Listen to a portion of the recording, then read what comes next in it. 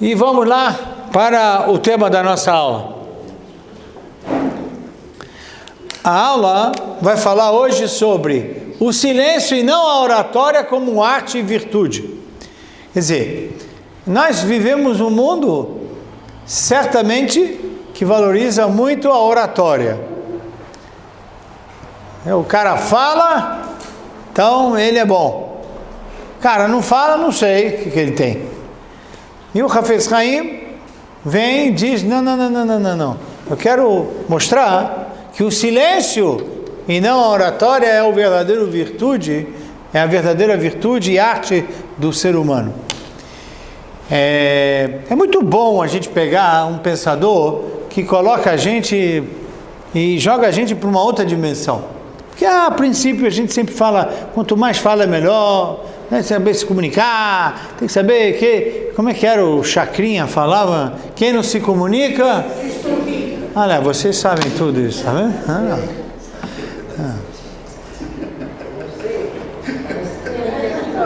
Então Hafetz Haim falou, quem não fica em silêncio se complica. Ele é o contrário, né? Então vamos tentar ver de que forma ele aborda isso. Como eu fiz nas duas aulas passadas, tudo que eu falei nas duas aulas passadas foram extraídos do livro do Hafetz Haim chamado Nidchei Israel. O nome do livro, Nidchei Israel. E essa aula extraída do livro Shemirat Halashon, o cuidado da fala. A aula... foi Shemirat Halashon, desculpa. A primeira aula foi Nidchei Israel, a segunda aula já foi Shemirat Halashon. Correto, obrigado pela retificação. Primeira reflexão da aula. Diz o Hafetz Haim, no Talmud, disse Rabi Yitzhak, qual a maior virtude do homem neste mundo? Então, como é costume dos nossos pensadores, eles não levantam nenhum pensamento, eles não inventam a roda, já há uma tradição anterior a ele, e é talmúdico, que no Talmud Rabi Isaac perguntou qual a maior virtude do homem neste mundo. Respondeu, o silêncio. Agora comentário reflexivo do Hafetz Haim. Para adquirir esse silêncio é preciso muito exercício. É uma carreira que só quem pratica o silêncio ao longo dos anos saberá exercê-la. Apesar de as pessoas entenderem a gravidade da maledicência e da fofoca, não conseguirão ter êxito sem treinamento, como as técnicas de outras carreiras. Não vai. É uma pessoa de digitação, precisa muito. Uma pessoa precisa aprender ou usar, porque ele vai acabar fazendo. De tanto treinar, ele vai saber. Silêncio é como qualquer técnica de carreira, você tem que treinar o silêncio para saber usar o silêncio. E apesar de que todo mundo está de acordo aqui nessa sala que é grave a maledicência, é grave a fofocagem, a gente só consegue ficar calado se treinar. Se não treinar, não fica calado. Não fica. Dá uma coceira ali, não, peraí, preciso falar isso aqui. Não. Então, se nós não exercitarmos isso, nós não vamos fazer uma carreira obter o silêncio. Então essa é a primeira chamada de atenção do Hafetz Haim. A segunda, em que ele faz isso muito bem, que é como ficar em silêncio quando se estuda a Torá. Como é que eu eu posso ficar em silêncio para dar essa aula, por exemplo. Não vai dar. Já imaginou? Eu venho aqui, vocês estão esperando a aula do Hafetz Haim e eu fico... Telepatia. Pois é. Como é que eu vou dar aula? Pois até nisso o mestre pensou. Até nisso. Até no momento produtivo do homem, também precisa estar atento ao silêncio. Como diz o mestre, existem duas formas de estudar a Torá. Primeiro, sozinho. Segundo, em grupo. Agora estamos em grupo. O primeiro, ou seja, quando eu estudo sozinho, é superficial.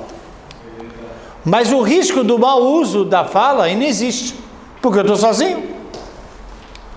Já na segunda forma, é justo ao contrário. Ele é mais profundo, o estudo, porém, corre-se o risco da fala indevida. Aí ele diz, é preciso estudar em grupo e estar treinado para permanecer em silêncio quando o tema sair do estudo. O mesmo vale para a reza. Eu queria fazer aqui uma marca vermelha. Que a pessoa vem para a sinagoga para botar os assuntos em dia. E aí, você está sabendo? Está sabendo? O quê? Com um livro de reza na mão. Você não está sabendo? Ih, nem te conto. Vem cá, chama. Eu estou com uma coisa quente para você. É para rezar ou para ficar em silêncio agora? Esse assunto não interessa. No trabalho, fala-se só o necessário. Olha que genialidade. Os locais que mais podem ter o mau uso da fala é quando eu vou estudar, é quando eu vou rezar e é quando eu vou trabalhar. Mas claro, é quando eu vou dormir. É possível, aqui tem uma aula, tá vendo? Cabe a cada um deles na aula... Rabino, você está sabendo... Isso não é do assunto da aula. Por quê? Porque quando a gente está em atividade grupal, a tendência, todos nós, é sairmos do foco e ser levado a um tema que não diz nada, não tem nada a ver com a aula. Zero. Mas é uma fofoquinha, né? Tá. Isso na reza. Tem um livro que eu recomendo, quem está com o estacionamento aceitando vagas para entrar livros, tem um livro que chama História dos Judeus de Portugal. O autor do livro se chama Meyer Kreisling. É um rabino que também foi historiador, alemão, judeu alemão, e ele escreve lá documentos que ele ajuntou como pesquisador de história, a situação das sinagogas de Portugal nas vésperas da Inquisição. O pessoal ia para a sinagoga para fazer negócio, ia na sinagoga para saber as fofocas da semana da comunidade e disputavam cargos na diretoria só para ficar por dentro do que acontece. Eu quero ser diretor da sinagoga. Para quê? Só para saber o que acontece. Tá? E ele descreve episódios e mais episódios que foram relatados em atas de reunião, discussões se era para comprar o terreno tal, para fazer plantação de azeitona. Mas isso era reunião de sinagoga? Era reunião de sinagoga. Esse é o mau uso da fala. A gente não vai na sinagoga para fazer isso. A gente vai na sinagoga para rezar. A gente vai na sinagoga para estudar. A gente vai na sinagoga para fazer mitzvot, ajudar o outro, falar uma boa palavra. A gente não vai para ficar falando do outro, ou falar de negócios, ou qualquer coisa que seja que não tem a ver com a finalidade nobre da fala. Então, apesar que estudar sozinho não faz a pessoa correr risco do mau uso da fala, o estudo é superficial. É preciso se aprofundar, estudar em grupo. Ah, é? Então você precisa treinar bem o silêncio. Porque mesmo nos momentos de estudo, a fala pode ser indevida. Mesmo no ambiente de reza, a fala pode ser indevida. Mesmo na hora do trabalho, também a fala pode ser indevida. E aí, erramos. Deixamos de fazer o bom uso da fala.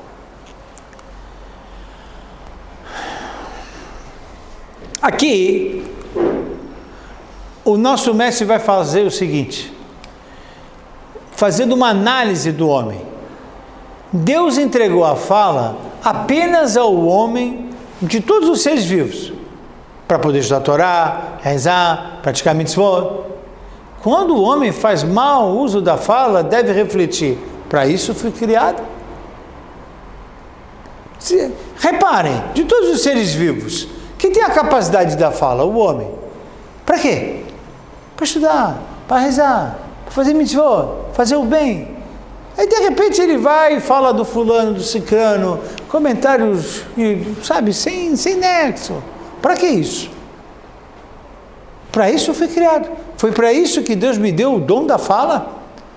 Quer dizer, a fala foi usada agora como um veneno para jogar contra o meu semelhante? É isso?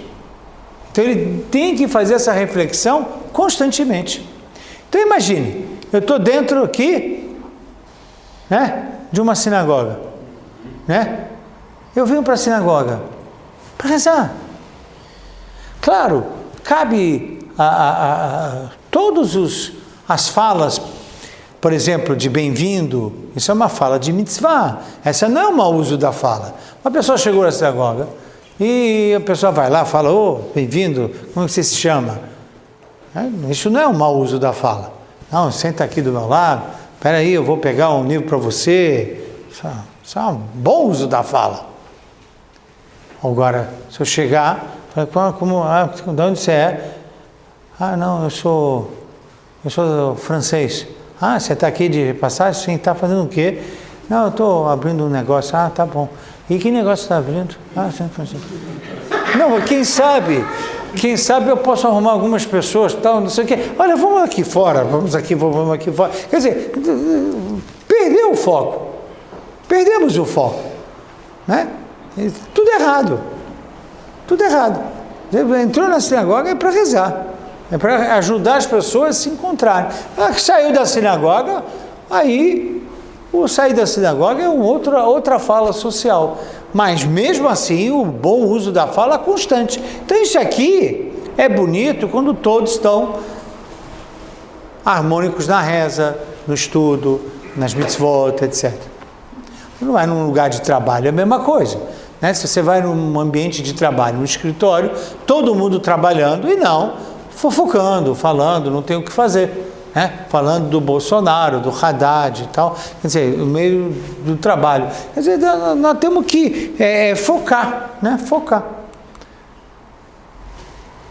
Tem um conceito que o nosso mestre fala muito, que se chama Ta'anit Dibur, jejum da fala. Ele não foi o primeiro que falou sobre isso, não foi o primeiro, mas ele resgatou isso e deu importância ao Ta'anit Dibur. Diz o mestre, em nome do Gaon de Vilna, que supostamente é o que deu força para o tema, aprendemos que é muito melhor efetuar jejuns de fala do que jejum de comida e bebida.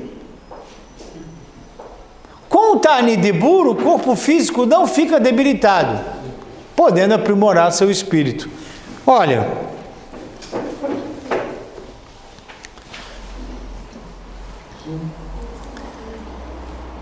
em Yom Kippur, a gente jejua 25 horas. Fica umas vezes um pouquinho de dor de cabeça, cansaço, há uma debilitação normal do corpo. Mas não há quem possa discordar de que existem momentos da reza que há uma emoção muito grande. Todo mundo responde, todo mundo fala, todo mundo grita, né? Então, o que é isso? Isso aí é uma expressão espiritual genuína. Mas diz o rabino, tá bom, Yom Kippur é uma benção por si só. Mas dá para fazer outros jejuns. Aí você já tem o Tisha B'Av que passou, 17 de Tammuz já passou, o Tzom Gedalia, que é um jejum pequeno, logo depois de Rosh Hashanah que vai vir, tem outro jejum, já sabe, Ta'anit Esther, véspera de Purim, tem lá 5 jejuns ao ano, fora o Yom Kippur. Não, mas eu tenho necessidade de jejuar mais. Então, você é tzadik, se a falta de comida e bebida não te debilita, então, ashrecha, você quer? Mas diz o Gaon Mivina, se você está procurando mais jejum, eu vou te dar um bom. Mas o qual? Continua comendo e bebendo, fecha o bico. Mas não é fecha o bico para comida e bebida, fecha o bico para não falar bobagem. Mas, como assim? Fecha o bico. Ta'anit Dibur se chama. Olha, essa é uma metodologia que funciona. O que está permitido no Ta'anit Dibur? Falar bom dia, como vai? Se é chamado para subir na Torá, claro, ele não vai, faz a brachá da Torá, não, estou em Ta'anit Dibur, não. Não, então ele fala, Barechu et Hashem Vorá, ele reza, ele estuda, ele tem uma pergunta sobre o estudo, isso não está incluso no Ta'anit Dibur. Saiu do estudo, saiu da reza, saiu da boa educação de falar, como vai, tudo bem? Shalom, tudo bem? Você não vai mais falar nada? Pô, não, vamos bater um papo. Eu estou de Ta'anit Dibur. Pessoas que experimentaram Ta'anit Dibur se sentiram diferente. Começaram a ver qual foi o aproveitamento da vida naquele dia. A performance, a eficácia do dia, fantástico. O que conclui-se que perdemos muito da eficácia dos nossos dias falando coisas que são inúteis, sem nenhuma utilidade a não ser fazer dano a nós e ao próximo. Então, isso cabe um dia, por exemplo, um dia a gente pode marcar um evento de Ta'anit Dibur.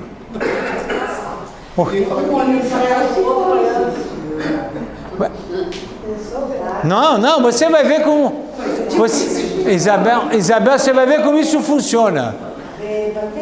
Você vai ver como isso. A gente vai marcar. A gente vai marcar um dia. Por quê? Porque em Yom Kippur é um dia já propício. Presta atenção. Eu nem quero arriscar a falar, vamos fazer nesse Kippur Ta'anit Dibur.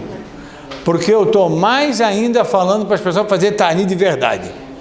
Né? Porque o índice de pessoas que jejuam está caindo em Yom Kippur, segundo pesquisas feitas nos Estados Unidos. Nós só temos hoje 60% da comunidade judaica americana fazendo jejum. 40% já não jejua mais em Yom Kippur. Se você me perguntar no Brasil, como é que está o índice no Brasil? Um dia, acho que no fim do ano, em Hanukkah, eu vou apresentar para vocês a pesquisa feita no Brasil. Vocês vão olhar, vocês vão ver, Então eu não vou falar de Ta'anit Dibur quando a gente ainda tem que buscar pessoas para Ta'anit de verdade. Mas um outro dia que a gente faça um evento de Ta'anit Dibur, acho muito apropriado. Primeiro, para a gente ver quem nós somos. Nós somos capazes de ser muito mais elevado do que nós estamos conseguindo ser no dia a dia. Muito mais. Veinitem et nafshotechem. A Torá diz, quando você coloca a sua alma física, que são os desejos, alma, nefesh, é diferente de neshama. Nefesh, desejo. Ela é muito positiva, porque é o desejo que faz o homem ir para frente, né? Ele buscar, ele conquistar. Porém, em Yom Kippur, há uma mitzvah de falar para o desejo, vai dormir agora, meu amigo, agora é a vez da Neshama. Um dia, você fica quieto, você não vai ter nada, e a Neshama floresce. E aí, em Yom Kippur, a gente começa a ter noção de quantas vezes a gente ficou de mau humor, porque o almoço atrasou meia hora. Pois você jejuou 25 horas, o almoço atrasou meia hora, você está gritando, meia, você ficou 25. Esses são aprendizados do Yom Kippur. Ficamos lá rezando. Quanto tempo? Musaf de Yom Kippur, 2 horas. Só o Musaf. Você vai rezar amanhã? Não tenho tempo. Demora muito a rezar lá. Mas em Yom Kippur, você não viu que só o Musaf é 2 horas e ninguém reclama? A nossa alma fala, ai, que bom que tem Yom Kippur, ufa. Eu sempre fui jogado de lado o ano inteiro. Não tem tempo para você. Não tem tempo para você. Yom Kippur, ela vem, agora é minha vez. Mitzvah, que você precisa saber disso. Você precisa saber se conhecer. Você não é só nefesh, você é neshama. Yom Kippur é brilhante. Finalmente eu entendi que eu não sou só nefesh. Não tem que dar só bebida para mim. Não tem que dar só comida para mim. Tem que dar algo espiritual para mim. Porque eu não sou só físico. Então isso é uma mitzvah. Deus está sendo bonzinho conosco. Ele me fez entender quem eu sou. Mitzvah. Bonzinho. Isso é bondade máxima. Olha o que diz o Talmud, vocês conhecem essa passagem. Não é uma passagem muito sofisticada, é uma passagem extraída do Pirkei Avot. Pirkei Avot diz, Shimon, filho de Rabban Gamliel, disse, passei toda a minha vida no meio de sábio, Ben HaChamim, Velo Matzati, não encontrei nada melhor para a pessoa que o silêncio, que a shtiká. O estudo não é essencial, e sim as atitudes. Aikaru amase. Todo aquele que multiplica suas palavras atrai o pecado. Fala muito, o índice de erro aumenta. Veja, já passo a palavra para quem ia falar, mas veja, lembre do Maimônides, o Rambam eternizou a fala dele, que disse, se eu pudesse resumir o judaísmo em uma frase, não o faria em 2. Poder da síntese, seja conciso, falei. Isso acontece muito. A gente vai, estende, fala, aumentou a fala, aumentou a probabilidade do erro. Então, diz Shimon, filho de Rabban Gamliel. Eu fico pensando, esse Shimon, a época dele, com quem eram as pessoas, né? Só tinha naipe, o quê? Craque. Só tinha craque. É a seleção de 70. Só tinha craque. Aí, Chachamim, Tzadikim. Aí eu imagino que ele sentou e viu. O que mais ele apreciou nessa turma era o silêncio. Fala concisa. Como vai? Tudo bem? Tudo bem. Onde você vai viajar nas férias? Olha, fiquei sabendo que aquela pessoa vai para aquele lugar. Hoje em dia, foi para lá, foi para cá. Diz que foi num hotel tal, e aí diz que não sei o quê. Ele já saiu daquela conversa. Aquela conversa já não é para ele. Não é nada de aproveitável. Eu estou falando de um nível de comportamento, um capricho só. Aí o comentário desse texto do nosso mestre. Claro que no convívio, no meio de tantos sábios, ele aprendeu várias virtudes e muito conhecimento. Mas o silêncio foi superior a todos. Então você se acha no nível de Rabi Shimon? Pense, ele que escreve assim, o autor. Se aquele grupo de eruditos que possuíam uma fala e comportamento altamente refinada destacou a virtude do silêncio, o que diremos da nossa geração, tão medíocre socialmente, o quanto necessitamos dele, do silêncio? Se os talmudistas valorizavam o silêncio, imagina a nossa sociedade. Você não tinha que ir atrás do silêncio correndo. Ele vai dizer, o que mais você precisa hoje? Silêncio. A fala não é de boa qualidade hoje, em nenhum lugar. Então, isso é uma chamada de atenção que ele está dando e fazendo uma dedução lógica. Isso se chama Kal Vachomer. Se na época do Rabi Shimon o silêncio era valorizado porque era necessário, na nossa geração, que a fala é pouco aproveitável, a gente tem que urgir a recolocar a questão do silêncio no seu devido lugar. E aí, me dirigindo para o final da aula, olha o que ele diz. Se o silêncio é bom para o sábio, é muito bom para os ignorantes.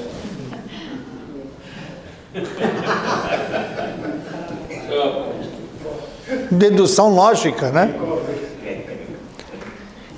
É isso. Até para ele ensinar, ele faz frases curtas. Ele não precisa ser prolixo nisso. É óbvio. Se os Chachamim valorizavam o silêncio, se é muito bom para o silêncio, é espetacular para os ignorantes. E quem é que fala mais hoje? Os sábios ou os ignorantes? Os ignorantes. Quem tem mais o microfone na mão? Quem está mais aí falando um monte? Pessoas que não têm erudição, pessoas que não têm idade. Dá-se espaço para essas pessoas.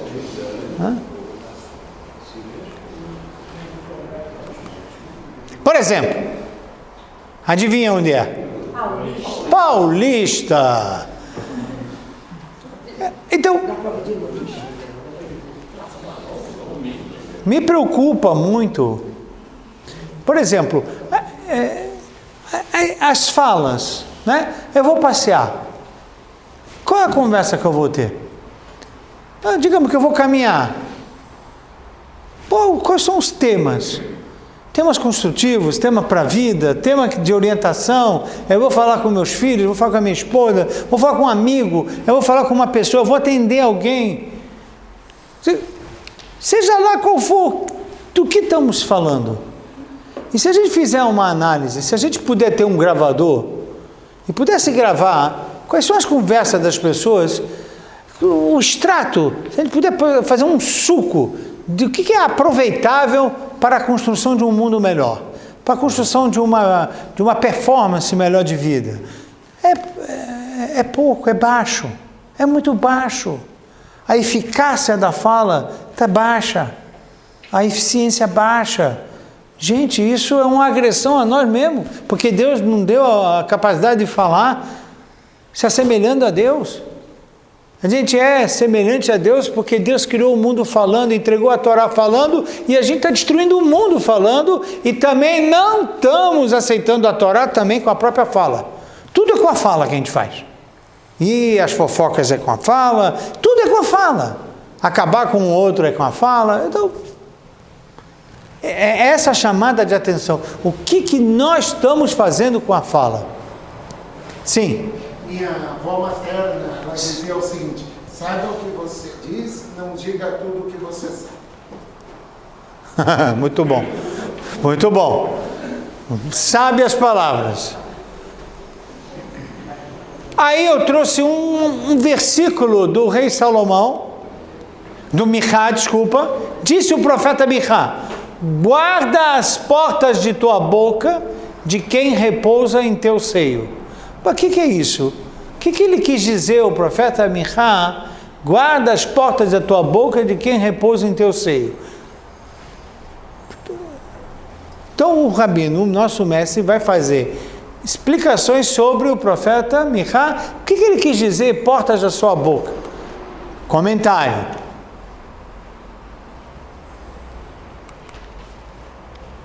Assim como em nossos lares, a porta permanece a maior parte do tempo fechada, assim devem ser nossos lábios.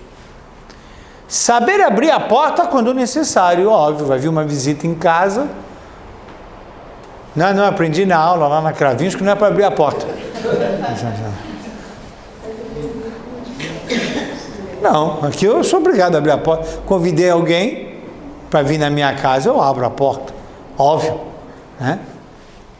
Portanto, deve o homem entender que a fala é o que de mais valioso o homem possui.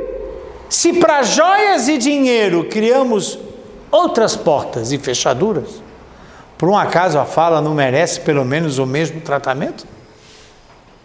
Então imagina, a pessoa ganhou lá um brinco, um anel, um colar, aí fora a porta de casa, vai para o armário, tem lá uma gaveta, aí tem mais uma chave da gaveta, aí dentro da gaveta tem mais um cofrinho, aí o cofrinho mais outra chave. Olha quantas chaves para guardar as joias. E a boca? Diz o profeta Michá, o profeta diz: a porta da sua boca. É valioso essa fala que você tem. Se você criou várias portas para o dinheiro, várias portas para as joias, a maior joia que você tem é a sua fala. Crie portas para a sua fala. Saiba que a porta é a garantia do bem-estar. Feche a porta.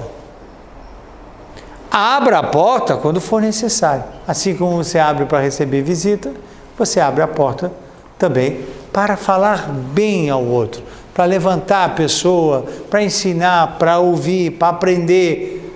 Mas quando você sai disso, fecha a porta. Fecha a porta, literalmente, fecha a porta. Não quero falar. A não ser se você está fazendo um comentário que precisa, para um assunto específico. Fora isso, não tem discussão sobre o tema. Então, concluindo a aula, importante, a gente vai para Rosh Hashanah, para Yom Kippur. A gente vai fazer Atará Nedarim, anular a promessa. A gente faz promessa com o quê? De novo, com a boca. Prometeu, falou, disse, não fez. Quantas coisas a gente falou que ia fazer, não fez? Bom, então, porque nós, na verdade, isso é algo valioso que nós temos, e às vezes a gente usa ele de forma destrutiva. Por isso, em Rosh Hashanah Yom Kippur, pegando esse gancho da aula, eu tenho que fazer a Atará Nedarim. Eu vou ir Rosh Hashanah e vou rezar para Deus. Eu vou tentar usar a fala da melhor forma possível, mas para isso eu purifico ela fazendo a Atará Nedarim. Eu anulo minhas promessas. Eu quero, a partir desse próximo ano, fazer falas consistentes. Eu tirei da minha boca, eu vou cumprir.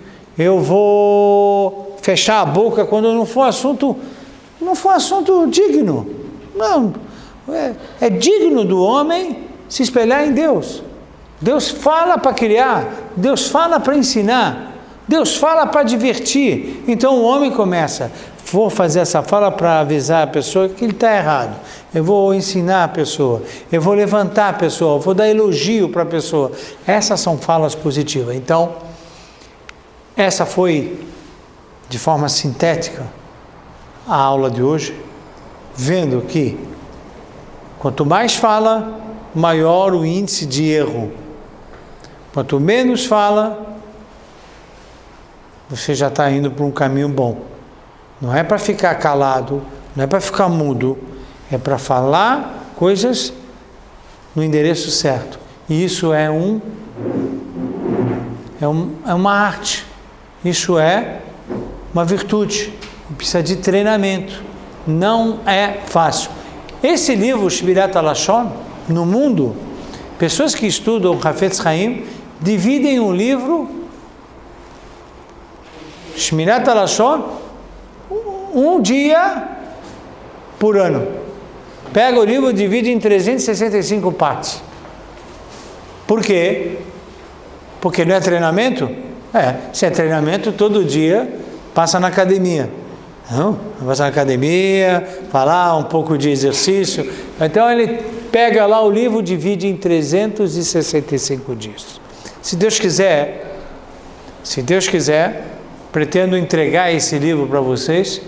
Saiu em versão língua portuguesa, 365 doses diárias do livro Shmirat HaLashon.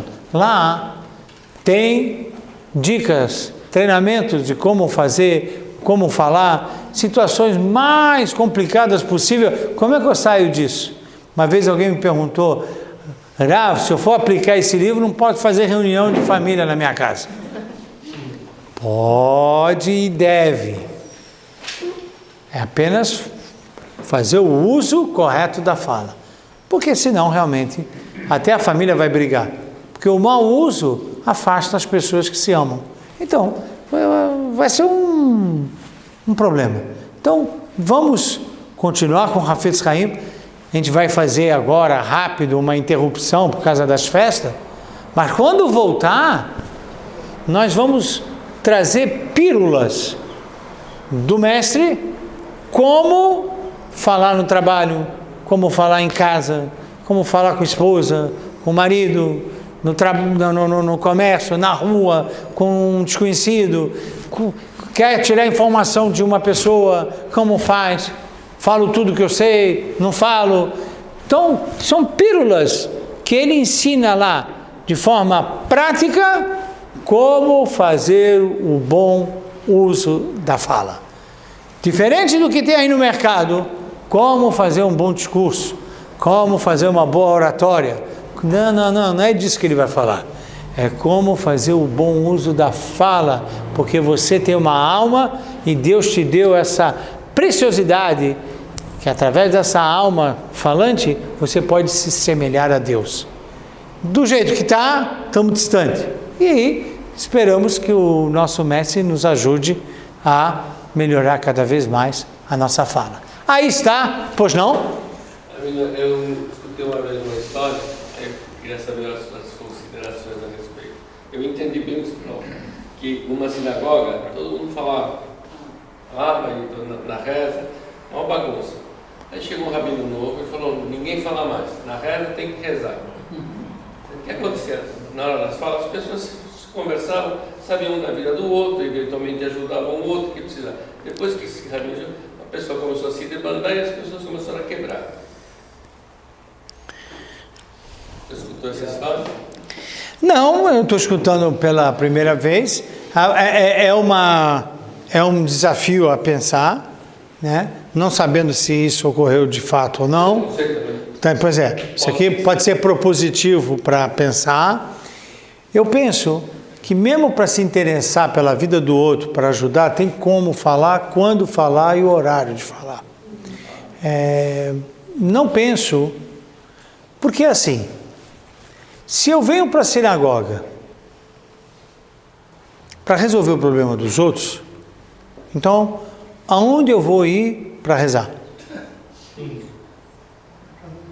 Não, ou a gente coloca isso muito claro, porque a sinagoga vai ser tudo menos, como é a história de Portugal. May Kreisling está lá, descreve, a sinagoga era um balcão de negócios.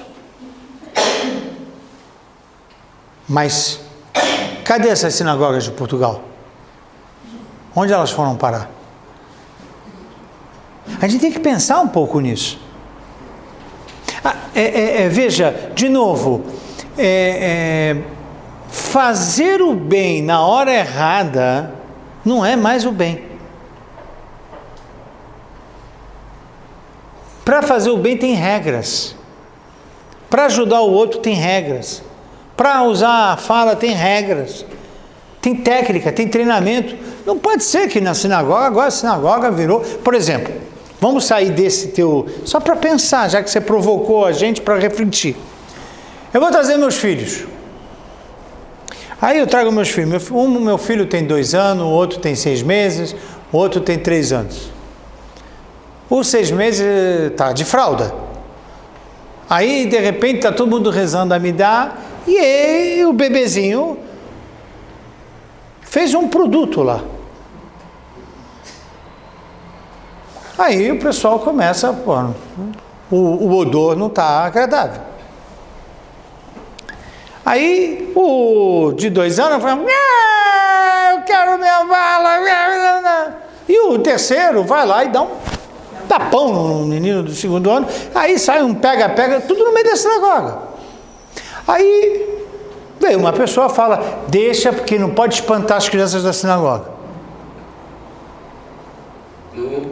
Não, está tudo errado. Fazer o bem na hora errada, no momento errado, está errado. Então, mas Rabino, aqui na nossa sinagoga fazem muito barulho e ninguém reclama. Eu reclamo, mas ninguém mais reclama. Não, gente... Andam pisando rápido, andam correndo e tudo, ninguém fala nada. Ninguém fala nada. E as crianças fazem barulho. As crianças hoje na sinagoga não precisam nem mais falar, eles estão fazendo. Nós criamos espaço para brincar, as crianças vão brincar, né? E ninguém fala nada. Então, não, estamos falando. E hoje o índice de aproveitamento de crianças que vêm à sinagoga, até para rezar e para sair e brincar, é muito melhor do que antes. Agora, é óbvio, as crianças vêm, têm 7 anos, 6 anos, não tem capacidade de ficar 2h30 sentado. Não temos pais. Hein? Atenção dos pais. Já falamos com os pais e já criamos espaço para brincar. Melhorou 1000%. 1000%. Tem mais para melhorar. Não estou falando que está jóia. Melhorou 1000%. Estou de acordo, o conceito é esse. Mas a tradução... Em absoluto, o silêncio não é bem isso. Não é. Porém, o uso do termo esticar, não é silêncio. Não, esticar é realmente o silêncio, calar-se. Então, quando o convívio social me leva para um lado errado, imediatamente a minha reação é esticar, silêncio. Não falo sobre isso. Levanta ou vou, com muita educação, vou me retirando. Não tem que fazer aqui concessões. Nada. Não falo. Não adianta também criticar, fazer gritaria, não adianta. Não falo. As pessoas inteligentes vão perceber que no silêncio há uma reprovação educada. Ou silêncio. Não o combate. O combate cria... Agora, óbvio que não é o silêncio de chegar na sinagoga e ficar mudo, calado. falamos disso, sim. Com todo o bom humor, né, das anedotas askenazitas, mas eu citei a história dos judeus de Portugal, viu? Que lá já se falava também. Então eu acho que a fala askenazi, sfaradi, ela está inerente à condição humana, né? Acho que o pessoal fala. Não é para falar, né? Não é para falar. Tem que ter portas na boca. Silmar, eu só vim pedindo informação sobre o... Muito bom. Então, isso é na cápsulas. O Rabino vai... Isso aconteceu comigo porque eu falei que eu gostaria de falar, então você está falando, não falando, você está reprovando a pessoa.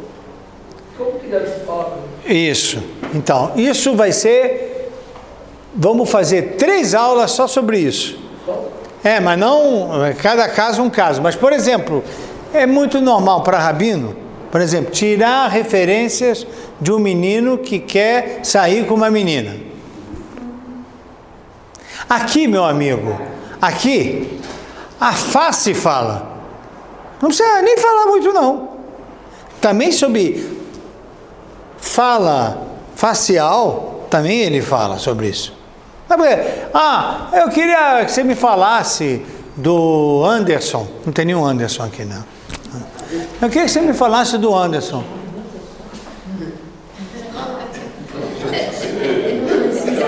Precisa falar mais alguma coisa? Eu queria saber, fala para mim, a Juliana, posso apresentar? Quem? A Juliana. Quem? Juliana. Quem? Agora pergunta. Esse tipo de... Ou você fala, não conheço. Não conheço. Agora, se tem uma coisa séria para falar, então ele tem que saber como falar a coisa séria de forma que o treinamento do uso correto da fala indique. Por exemplo, o cara quer abrir um negócio com o outro e você sabe que esse outro não vem num histórico. Mas como falar? Essa é a questão. É como fazer o uso correto da fala. O silêncio não é, bem observado, ele não é absoluto. Mas fechar a fala que é desnecessária. É para falar isso. Mas como é que eu dou essa informação? Vou te ensinar. Treinamento tal. Pá, a página tal. É assim que se fala. Não, mas se for insuficiente, não é suficiente. Não, mas ele quer mais coisa. É isso que eu tenho para dizer. Um bom entendedor, minha palavra basta. Deveria ser assim. Ele vai rebusca, aí você vai cair. Você vai cair nessa história. Você vai cair. Vai falar o que não devia, vai falar demais, e aí, confusão à vista. Normalmente, uma pessoa que escuta uma informação de outra, ela quer saber mais, ela não vai querer só meia palavra. É apetitoso.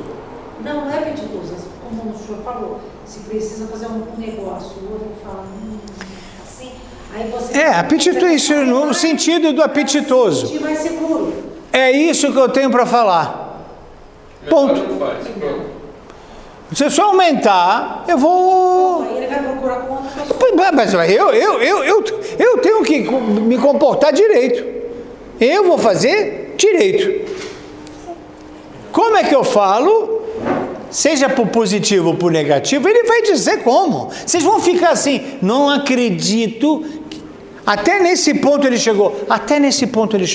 Referência para casamento, referência para negócio e 20 mil outras situações. Também ele fala sobre isso, tem idade para tudo. Tem idade.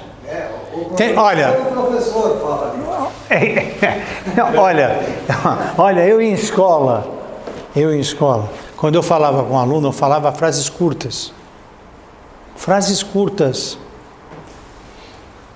Tudo certo. Sabe onde eu não poupava frases? No elogio um elogio para eles, eu não poupava. Ou quando eu queria expressar que eu estava feliz pelas conquistas dele, aí Então, começaram a perceber, na relação de professor-aluno, quando é que o nosso rabino fala muito? Quando é para elogiar. Comando curto. Comando é curto. Não. Por exemplo, por favor, sentem, porque senão não dá para dar aula. Já viu como eu vou dar aula se você todo mundo fica em pé? Não, se a gente seguir essa versão, é assim, eu tenho que explicar direito o que é para fazer. Você precisa ficar sentado. Ninguém vai ficar sentado assim. Queria dizer que ninguém senta dessa forma. Aliás, isso é para pai e mãe também. Eu já vi mãe fazendo discurso para o filho. O filho não aguenta discurso da mãe. Porque eu sou tua mãe. Ele sabe que você é a mãe dele. Só faltava isso, né? O pessoal falar que é a mãe dele. Não precisa. Então, o pessoal não está sabendo fazer o bom uso da fala. É isso. Fala curta, concisa, ponto, pet. A gente vai ver isso também. São 3. Ok? Por outro lado, Sim. Estimula muito a conversa no estudo, né?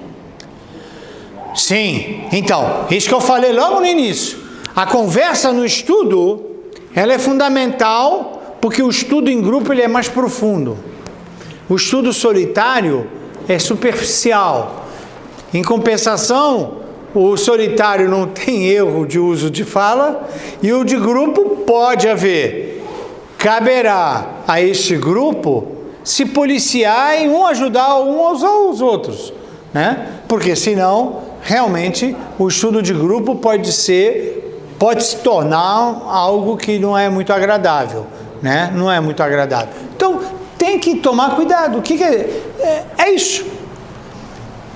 O Tanit Dibur é um evento obrigatório ou é facultativo? Um dia que é obrigado a fazer? Facultativo, a iniciativa de você fazer o Tanit Dibur quando você quiser. Ok? Mais algum? Para fechar, é as portas da boca. Gente, muito obrigado. Shana Tová para todo mundo. Fechando a boca.